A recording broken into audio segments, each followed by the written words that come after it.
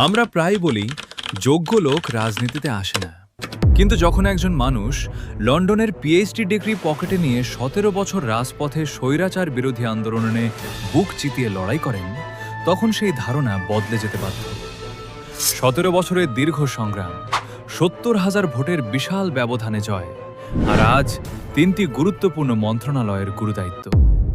আসসালামু আলাইকুম, আমি জিহাদ আহমেদ বিশাল।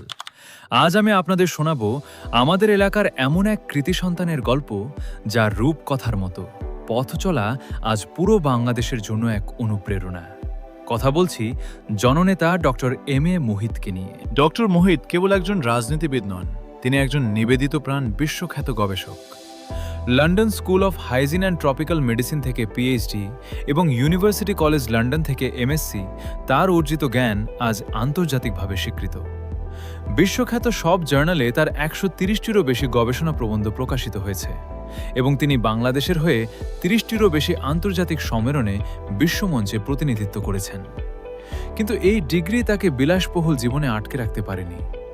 দীর্ঘ ১৭ বছর স্বৈরাচার শেখ হাসিনা বিরোধী আন্দোলনে তিনি ছিলেন সম্মুখ সারির অকুতোভয় সেনানী।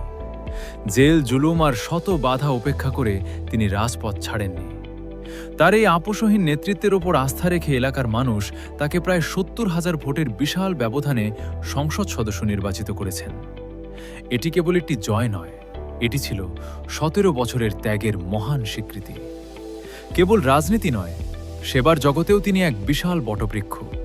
তিনি একাধারে ইউনিভার্সিটি অব সাউথ এশিয়ার বোর্ড অব ট্রাস্টিজের চেয়ারম্যান এবং ১১টি আধুনিক চক্ষু হাসপাতালের প্রতিষ্ঠাতা ও পরিচালক। তার প্রতিষ্ঠিত সিএসএফ গ্লোবাল আজ ইন্দোনেশিয়া, নেপাল ও অস্ট্রেলিয়ার মতো ৪টি দেশে সরাসরি কার্যক্রম পরিচালনা করছে। ২৮টি দেশের আন্তর্জাতিক নেটওয়ার্ক সফলভাবে সামলানো এই মানুষটি প্রমাণ করেছেন সঠিক ব্যবস্থাপনা কি। আজ রাষ্ট্র তার এই মেধা ও সাহসকে মূল্যায়ন করেছে। তার কাঁধে তুলে দেওয়া হয়েছে ডাক ও টেলিযোগাযোগ, স্বাস্থ্য ও পরিবার কল্যাণ এবং বিজ্ঞান ও প্রযুক্তি মন্ত্রণালয়ের মতো ৩টি গুরুত্বপূর্ণ দপ্তরের দায়িত্ব। একজন ডাক্তার হিসেবে তিনি যেমন বোঝেন মানুষের কষ্ট, তেমনি একজন গবেষক হিসেবে তিনি বোঝেন আধুনিক প্রযুক্তির গুরুত্ব। রাজপথের লড়াই থেকে সচিবালয়, ডক্টর মুহিত আজ এক অনুপ্রেরণার নাম। যোগ্যতাকে সম্মান দিতে শিখলে একটি জনপদ কিভাবে বদলে যায়, তার জলজ্জান্ত উদাহরণ তিনি। প্রিয় দর্শক, ডক্টর মুহিতের এই বিশাল কর্মযজ্ঞ নিয়ে আপনার মতামত আমাদের কমেন্টে জানান। ভিডিওটি ভালো লাগলে শেয়ার করতে ভুলবেন না। ধন্যবাদ সবাইকে। আমি জিহাদ আহমেদ বিশাল বিদায় নিচ্ছি আজকের মতো।